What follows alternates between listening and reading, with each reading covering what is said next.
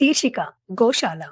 రచయిత్రి and editor Shivani. గలం RJ Swathi Bolisetti. Nani, త్వరగా లే! లాక్డౌన్ సడలింపులోపు సరుకులు తెచ్చుకోవాలి అంటూ నానిని లేపారు తండ్రి విశ్వనాథం. ఉదయం 6కే స్కూటర్ మీద తండ్రి కొడుకులిద్దరూ రైతు బజారుకు వెళ్లారు. మళ్ళీ మళ్ళీ బయట తిరిగే పని లేకుండా నెలకు కావలసిన కిరాణా సరుకులు, వారం రోజులకు సరిపడా కూరగాయలు తీసుకున్నారు. అన్నీ తీసుకున్నామా లేదా అని లిస్ట్ చెక్ చేస్తున్న విశ్వనాథం గారితో నాని, నాన్నా, మన కాలనీలోని గోశాలకు గడ్డి దాణా సప్లై చేసే వ్యాపారి ఉన్నాడుగా, ఆయనకి ఆరోగ్యం బాలేక సమయానికి దాణా పంపలేకపోయారట.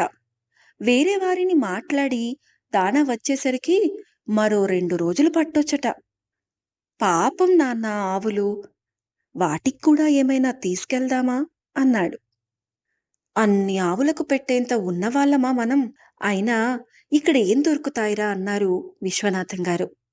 నాని చిన్నబుచ్చుకున్నాడు. రైతు బజార్ నుంచి బయటకి వచ్చిన విశ్వనాథం గారికి రైతు బజార్ లోపలికి వెళ్ళబోతున్న రైతుని చూసి మెరుపులాంటి ఆలోచన వచ్చింది.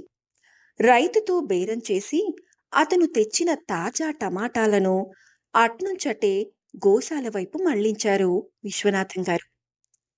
అసలు టమాటాలు మొత్తం అమ్ముడు పోతాయో లేదో అని ఆలోచిస్తూ వచ్చిన ఆ రైతు కూడా గోశాల కోసం అనగానే కొద్దిపాటి లాభంతో మొత్తం టమాటాలు విశ్వనాథం గారికి అమ్మేశాడు. ఎరా, ఇప్పుడు సంతోషమా అన్న విశ్వనాథం గారిని చూసి, చాలా చాలా సంతోషం నాన్నా అని ఆనందం వ్యక్తం చేశాడు నాని.